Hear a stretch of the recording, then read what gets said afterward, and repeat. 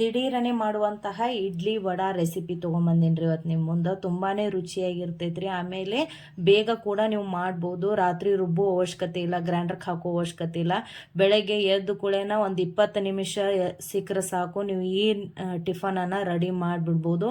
ಮಕ್ಕಳಿಗೆ ಲಂಚ್ ಬಾಕ್ಸಿಗೂ ಆಗ್ತದ್ರಿ. ಆಮೇಲೆ ದೊಡ್ಡವರು ಇಷ್ಟಪಡ್ತಾರ. ಸೊ ಹೇಗೆ ಮಾಡೋದು ಅಂತ ತೋರಿಸ್ತೀನಿ. ಹಾಗಾದರೆ ವಿಡಿಯೋ ಸ್ಟಾರ್ಟ್ ಮಾಡೋಣ ಬರ್ರಿ. ನಾನು ನಿಮ್ಮ ಪ್ರೀತಿಯ Gowri Kumaraswamy. So welcome back to my channel Gowri Shivamath kitchen blogs. ಯಾರೆಲ್ಲ ಹೊಸದಾಗಿ ನನ್ನ ಚಾನಲನ್ನು ನೋಡಕತ್ತಿರಲ್ಲ, ದಯವಿಟ್ಟು ನನ್ನ ಚಾನಲನ್ನು ಸಬ್ಸ್ಕ್ರೈಬ್ ಮಾಡಿ ಪೂರ್ತಿ ವಿಡಿಯೋಗಳನ್ನು ನೋಡ್ರಿ. ಅದೇ ರೀತಿ ಬೆಲ್ ಐಕಾನನ್ನು ಒತ್ತಿ. ಹಾಗೆ ಒತ್ತಿದಾಗ ಮಾತ್ರ ನಾನು ಹಾಕುವಂತಹ ಹೊಸ ಹೊಸ ವಿಡಿಯೋಗಳ ನೋಟಿಫಿಕೇಶನ್ ನಿಮಗೆ ಬರ್ತಾವೆ. ಬೆಳಗ್ಗೆ ಬೇಗ ಎದ್ದು ಕೂಡೇನ ನಾನು ಕಾಯಿಪಲ್ಯ ತರಕ್ಕೆ ಹೋಗಿದ್ದೇನೆ ರೀ. ಸೊ ಫ್ರೆಶ್ ಆಗಿ ಪಾಲಕ್, ಆಮೇಲೆ ಸಬ್ಬಸಿಗೆ, ಕೊತ್ತಂಬರಿ, ಆಮೇಲೆ ಮಾವಿನ ಹಣ್ಣು ಸೀಸನ್ ಮುಗ್ಯಾಕೆ ಬಂದರೂ ಮಾವಿನ ಹಣ್ಣಿನ ಮೇಲಿಂದ ಮೋಹ ಹೋಗೋಲ್ತು ನೋಡ್ರಿ. ಎಷ್ಟು ಘಮ್ಮಂತ ವಾಸನೆ ಬರಾಕತ್ತಿದ್ದು ಅಂದ್ರೆ ಜವಾರಿ ಮಾವಿನ ಹಣ್ಣು ಸಿಕ್ಕುರಿ. ಸೊ ತೊಗೊಂಡು ಬಂದೆ. ಆಮೇಲೆ ಸ್ವಲ್ಪ ಲಿಂಬೆ ಹಣ್ಣನ್ನು ತೊಗೊಂಬಂದೆ. ಸೊ ಎಲ್ಲನೂ ಈಗ ಕ್ಲೀನ್ ಮಾಡಿ ಡಬ್ಬಿ ಒಳಗೆ ಹಾಕಿ ಇಡಾಕತ್ತೀನಿ ರೀ. ಸೊ ಮೊದಲಿಗೆ ನಾನಿಲ್ಲೇ ಸಬ್ಬಸಿಗೆ ಸೊಪ್ಪನ್ನು ಕಟ್ ಮಾಡಾಕತ್ತೀನಿ. ಸೊ ಹಿಂಭಾಗದೊಳಗೆ ಕಂಡಾಪಟ್ಟಿ ಹೊಲಸಿರ್ತೈತಿ ರೀ. ಸೊ ಅದನ್ನು ಕಟ್ ಮಾಡಿ ಸೈಡ್ ಇಟ್ಕೊಂಡ್ಬಿಡುನು. ಸೊ ಈ ಥರ ಸಣ್ಣ ಪೀಸೀಸ ಕಟ್ ಮಾಡಿ ನಾನು ಈ ಥರ ಬಾಕ್ಸ್ನಾಗ ಹಾಕಿ ಫ್ರಿಜ್ನಾಗ ಇಟ್ಬಿಟ್ಟಿರ್ತೀನಿ ರೀ. ಸೊ ಮಾಡೋ ಹೊತ್ನಾಗ ತೊಳೆದು ಅದನ್ನು ಮಾಡಕ್ಕೆ ಬರ್ತೈತೆ ಅನ್ನೋ ಕಾರಣಕ್ಕೆ. ಯಾಕಂದ್ರೆ ಸ್ಕೂಲ್ ಇವಾಗ ಸ್ಟಾರ್ಟ್ ಆಗೈತ್ರಿ. ಸೊ ಜಲ್ದಿ ಮಾಡ್ತಿರ್ತೀವಿ. ಸೊ ಅವಾಗ ಸೋಸೋದು ಕಟ್ ಮಾಡೋದು ಆಗೋದಿಲ್ಲ.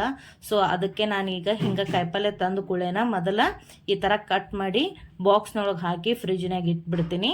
ಸೊ ಸಬ್ಬಸಿಗೆಯನ್ನು ಕಟ್ ಮಾಡಿದ ಹಾಗೇನೆ ನಾನಿಲ್ಲೇ ಕೊತ್ತಂಬರಿಯನ್ನು ಎಲ್ಲ ಸಣ್ಣಗೆ ಕಟ್ ಮಾಡಿ ಬಾಕ್ಸ್ನಾಗ ಹಾಕೊಂಡ್ಬಿಡ್ತೀನಿ. ಸೊ ಯಾರೆಲ್ಲ ಹೊಸದಾಗಿ ನೋಡಾಕತ್ತಿರಲ್ಲ, ದಯವಿಟ್ಟು ನನ್ನ ಚಾನಲನ್ನು ಸಬ್ಸ್ಕ್ರೈಬ್ ಮಾಡೋದನ್ನು ಮರಿಬೇಡ್ರಿ. ಇದೇ ರೀತಿ ಹೊಸ ಹೊಸ ವಿಡಿಯೋಗಳು ನಿಮ್ಮ ಮುಂದೆ ಬರ್ತಿರ್ತಾವೆ. ಸೊ ಬೆಲ್ ಐಕಾನನ್ನು ಒತ್ತಿದಾಗ ಮಾತ್ರ ಬರ್ತಾವ್ರಿ. So bell ಐಕಾನನ್ನು ಒತ್ತೋದನ್ನು ಮರಿಬೇಡ್ರಿ. ನಿಮಗೆ ಈ ಉತ್ತರ ಕರ್ನಾಟಕದ ರೆಸಿಪಿಗಳು ಇಷ್ಟ ಆಗಕತ್ತಿದ್ರೆ ಲೈಕ್ ಮಾಡಿರಿ, ಶೇರ್ ಮಾಡಿರಿ, ಹಾಗೆ ಕಮೆಂಟ್ ಮಾಡಿರಿ. ಸೊ ಎಲ್ಲನೂ ನಾನಿಲ್ಲೇ ತೊಳೆಯೋಕ್ಕೋಸ್ಕರ ನೀರಿನೊಳಗೆ ಹಾಕಿ ಒಂದು 5 ನಿಮಿಷ ಬಿಟ್ಟಿದ್ದೀನಿ ರೀ. ಹಸಿ ಮೆಣಸಿನ್ಕಾಯನ್ನು ಸಣ್ಣ ಕಟ್ ಮಾಡಿ ಇಟ್ಕೊಂಡಿನಿ. ಸೊ ಇಲ್ಲೇ ಒಂದು ಕಡಾವಂಗಿನ ತೊಗೊಂಡಿದ್ದೀನಿ ರೀ. ಅದಕ್ಕೆ ನಾನಿಲ್ಲೇ ಸ್ವಲ್ಪ ಎಣ್ಣೆಯನ್ನು ಹಾಕೊಳತ್ತೀನಿ. ಸ್ವಲ್ಪ ಹಾಕೇನ್ರಿ, 2 ಸ್ಪೂನ್ ಎಣ್ಣೆನ ಹಾಕೋತೀವಿ ನಾವು. ಸೊ ರವೆ ನೋಡಿಕೊಂಡು ಎಣ್ಣೆ ಹಾಕೋಬೇಕಾಗ್ತದೆ. ಆಮೇಲೆ ಅದಕ್ಕೆ 1 ಸ್ಪೂನು ಸಾಸಿವೆ ಹಾಕೊಂಡಿದ್ದೀನಿ ರೀ. ಅದಕ್ಕೆ ಮತ್ತು 2 ಸ್ಪೂನ್ನಷ್ಟು ಉದ್ದಿನಬೇಳೆ ಹಾಕೊಂಡಿನಿ. ಆಮೇಲೆ ಸ್ವಲ್ಪ ಕರಿಬೇವು, ಸಬ್ಬಸಿಗೆ ಸೊಪ್ಪು ಏನು ತೊಳೆದು ಇಟ್ಕೊಂಡಿವಲ್ರಿ ಅದನ್ನು ಸೋಸಿ ಸೈಡ್ ಇಟ್ಕೊಂಡಿದ್ದೀನಿ ರೀ. ಸೊ ಅದನ್ನು ಈಗ ಎಣ್ಣೆ ಒಳಗೆ ಹಾಕಿ ಫ್ರೈ ಮಾಡಾಕತ್ತೀನಿ ನಾನು. ಸೊ ಹಾಕಬೇಕಾದ್ರೆ ಸಣ್ಣ ಉರಿ ಇಟ್ಕೊಂಡು ಹಾಕ್ರಿ, ಇಲ್ಕಂದ್ರೆ ಸುತ್ತಮುತ್ತ ಎಲ್ಲ ಎಣ್ಣೆ ಸಿಡಿದು ಬಿಡ್ತೈತಿ. ಸೊ ಸಣ್ಣ ಉರಿ ಇಟ್ಕೊಂಡು ನಾನು ಹಾಕಾಕತ್ತೀನಿ. ಆಮೇಲೆ ಒಂದು ಸ್ವಲ್ಪ ಹಸಿಮೆಣ್ಸಿನ್ಕಾಯಿ ಕಟ್ ಮಾಡಿ ಇಟ್ಕೊಂಡ್ವಲ್ರಿ ಅದನ್ನು ಹಾಕೊಳಕತ್ತೀನಿ. ಹಾಕ್ಕೊಂಡು ಎಣ್ಣೆ ಒಳಗೆ ಈ ಥರ ಚಲೋತ್ನಾಗಿ ಮಿಕ್ಸ್ ಮಾಡ್ಕೊಂಡ್ಬಿಡೋನು. ಸೊ ಸ್ವಲ್ಪ ಅದು ಕರಿಬೇವು, ಇದು ಸಬ್ಬಸಿಗೆ ಆಮೇಲೆ ಕರಿಬೇವು ನಾವೇನು ಹಾಕಿವಲ್ರಿ ಎಣ್ಣೆ ಒಳಗೆ ಚಲೋತ್ನಾಗ ಫ್ರೈ ಆದ ನಂತರ ನಾನಿಲ್ಲೇ ರವೆ ಹಾಕೊಳಕತ್ತೀನಿ ರೀ ಈಗ. ಸೊ ಸಣ್ಣ ರವಾನ ಹಾಕೊಳಕತ್ತೀನಿ ನಾನಿಲ್ಲೇ. ಯಾಕಂದ್ರೆ ನಾವು ರವಾದ ಸಬ್ಬಸಿಗೆ ಇಡ್ಲಿ ಮಾಡಾಕತ್ತೀವಲ್ರಿ, ಅದಕ್ಕೆ ನಾನಿಲ್ಲೇ ಸಣ್ಣ ರವಾನ ಯೂಸ್ ಮಾಡಾಕತ್ತೀನಿ. ನಾನಿಲ್ಲೇ ಮೊದಲಿಗೆ 2 ಕಪ್ ರವೆ ಹಾಕ್ಕೊಂಡು ಒಂದು ಸಲ ಮಿಕ್ಸ್ ಮಾಡ್ಕೋತೀನಿ ರೀ. ಆಮೇಲೆ ಇನ್ನೊಂದು ಕಪ್ ಹಾಕೊಳಕತ್ತೀನಿ. ಹಾಕ್ಕೊಂಡು ಸಣ್ಣ ಉರಿ ಇಟ್ಕೊಂಡು ಇದನ್ನು ಚಲೋತ್ನಾಗಿ ಮಿಕ್ಸ್ ಮಾಡ್ಕೋಬೇಕಾಗ್ತದೆ ರೀ. ಒಂದು 5 ನಿಮಿಷ ಇದನ್ನು ನೀವು ಎಣ್ಣೆ ಒಳಗೆ ಈ ಥರ ಮಿಕ್ಸ್ ಮಾಡಿ ಸೈಡ್ ಇಟ್ಕೊಬೇಕಾದ್ರೆ ಮೊದಲನ ನೀವು ಇದಕ್ಕೆ ಸ್ವಲ್ಪ ಉಪ್ಪು ಹಾಕೋಬೋದು, ಇಲ್ಲ ಆಮೇಲೇನೂ ಹಾಕೋಬೋದು. ಸೊ ನಾ ಈ ಗ್ಯಾಸನ್ನು ಆಫ್ ಮಾಡಿದ್ದೀನಿ ರೀ. ಮಾಡಿ ಇದನ್ನು ಈ ಥರ ಮಿಕ್ಸ್ ಮಾಡಾಕತ್ತೀನಿ. ಒಂದು 5 ನಿಮಿಷ ಮಿಕ್ಸ್ ಮಾಡಿದ್ರೆ ಸಾಕ್ರಿ, ಇದು ರೆಡಿ ಆಗಿಬಿಡ್ತೈತಿ. ಸೊ ಯಾರಿಗೆಲ್ಲ ರವೆ ಇಡ್ಲಿ ಇಷ್ಟ ಅಲ್ರಿ ಕಮೆಂಟ್ ಮೂಲಕ ತಿಳಿಸ್ಯಾಡ್ರಿ ನೀವು ಯಾವ ರೀತಿ ಮಾಡ್ತೀರಿ ಅಂತ. ಸೊ ನಾನು ಇದ್ರೊಳಗೆ ಈಗ 2 ಕಪ್ ಮೊಸರನ್ನ ಹಾಕೋತೀನಿ ರೀ. ಮೊದಲಿಗೆ ಈಗ 1 ಕಪ್ ಮೊಸರು ಹಾಕೊಂಡಿದ್ದೀನಿ ರೀ. ಆಮೇಲೆ 1 ಕಪ್ ಹಾಲು ಹಾಕ್ಕೊಂಡು ಒಂದು ಸಲ ಮೊದಲ ಚಲೋತ್ನಾಗಿ ಮಿಕ್ಸ್ ಮಾಡ್ಕೋತೀನಿ. ಅದಕ್ಕೆ ಸ್ವಲ್ಪ ಒಂದು ಅರ್ಧ ಸ್ಪೂನ್ನಷ್ಟು ಇನ್ನೂ ಹಾಕೊಳಕತ್ತೀನಿ ರೀ, ಅಂದ್ರೆ ಸ್ವಲ್ಪ ಉಬ್ಲನ್ನೋ ಕಾರಣಕ್ಕೆ. ಸೊ ಹಾಕಿದ ನಂತರ ಈ ಥರ ಚಲೋತ್ನಾಗಿ ಮಿಕ್ಸ್ ಮಾಡಬೇಕಾಗ್ತದೆ ರೀ. ಸೊ ಒಮ್ಮಲಿಗೆ ಹಾಕೋ ಅವಶ್ಯಕತೆ ಇಲ್ಲ. ಮೊದಲು ಈ ಥರ ಸ್ವಲ್ಪನೇ ಹಾಕಿ ಒಂದು ಸಲ ಚಲೋತ್ನಾಗಿ ಮಿಕ್ಸ್ ಮಾಡಿದ ನಂತರ ಇನ್ನೊಂದು ಸಲ ಮೊಸರನ್ನ ಹಾಕೋನು. ನಾನಿಲ್ಲೇ ಒಂದು 2 ಕಪ್ನಷ್ಟು ನೀರನ್ನು ಹಾಕೋತೀನಿ ರೀ. ಹಾಕ್ಕೊಂಡು ಈ ಥರ ಮಿಕ್ಸ್ ಮಾಡ್ಬೇಕಾಗತ್ತೆ. ಅಂದರೆ ಇಡ್ಲಿದ ಕನ್ಸಿಸ್ಟೆನ್ಸಿ ಇರುತ್ತಲ್ರಿ ಅದರಷ್ಟು ನೀವು ಮಿಕ್ಸ್ ಮಾಡ್ಕೊಂಡ್ರೆ ಸಾಕು. ನಾನಿಲ್ಲಿ 2 ಕಪ್ ನೀರು ಹಾಕಿದ್ದೀನಿ ರೀ. ಸೊ ಇವಾಗ ಇನ್ನೊಂದು ಕಪ್ ಮೊಸರನ್ನ ಹಾಕಿ ಮಿಕ್ಸ್ ಮಾಡಿ ಒಂದು 20 ನಿಮಿಷ ಇದು ಚಲೋತ್ನಾಗ ನೆನಿಬೇಕ್ರಿ. ಸೊ ಅದಕ್ಕೆ ಈ ಥರ ಇನ್ನೊಂದು ಸಲ ಚಲೋತ್ನಾಗ ಮಿಕ್ಸ್ ಮಾಡಿ ನಾವು ಮುಚ್ಚಿ ಸೈಡ್ ಇಟ್ಬಿಡೋಣ್ರಿ. ಸೊ ನಾವು ವಡಾದೇನು ರೆಡಿ ಮಾಡ್ತೀವಲ್ರಿ ಅಷ್ಟನ್ನೊತ್ತಿಗೆ ಇದು ನೆನೆದು ಬಿಡ್ತೈತಿ. ಸೊ ಅದ್ರೊಳಗೆ ಒಂಚೂರು ಕೊತ್ತಂಬರಿ ಹಣ್ಣು ಹಾಕಿ ಇನ್ನೊಂದ್ಸಲ ಮಿಕ್ಸ್ ಮಾಡಿ ಇದನ್ನು ನೆನೆಯಾಕೆ ಬಿಟ್ಬಿಡೋಣ. ಸೊ ಇವಾಗ ವಡಾ ರೆಡಿ ಮಾಡೋಣ್ರಿ.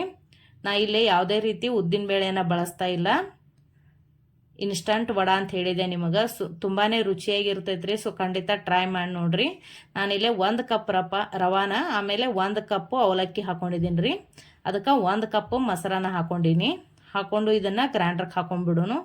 ಬೇಕಂದ್ರೆ ಸ್ವಲ್ಪ ನೀರನ್ನು ಹಾಕೋಬೋದ್ರಿ. ನಾ ಮೊಸರು ಹಾಕಿನಲ್ರಿ, ಸೊ ನೀರನ್ನು ಹಾಕಾಕತ್ತಿಲ್ಲ, ಅದ್ರೊಳಗೆ ಅದು ಗ್ರೈಂಡ್ ಆಗಿಬಿಡ್ತದೆ ಅಂಥೇಳಿ. ನೋಡ್ರಿ ಈಗ ಆಗೈತಿ. ಸೊ ಅದನ್ನು ತೆಗೆದು ಒಂದು ಬೋಗಣಿ ಒಳಗೆ ಈ ಥರ ಹಾಕೊಂಡ್ಬಿಡೋನು.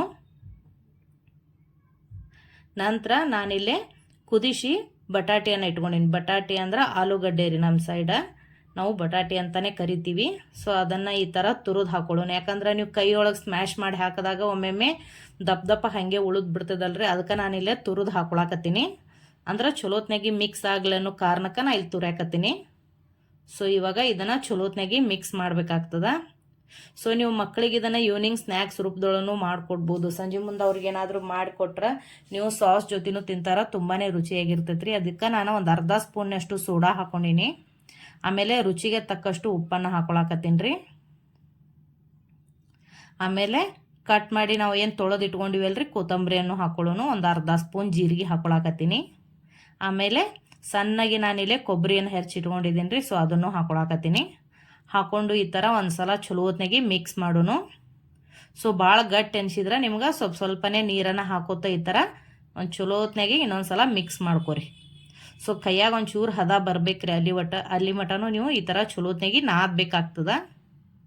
ಸೊ ಭಾಳ ಗಟ್ಟಿ ಮಾಡಿದ್ರೆ ಬಿರುಸಾಗ್ತಾವ್ರಿ. ಸ್ವಲ್ಪ ಇನ್ನೊಂದು ಚೂರು ನೀರನ್ನು ಹಾಕ್ಕೊಂಡು ಕೈಯೊಳಗೆ ಚಲೋ ಹೊತ್ನಾಗಿ ಮಿಜ್ಜುನ್ ಇದೇ ರೀತಿ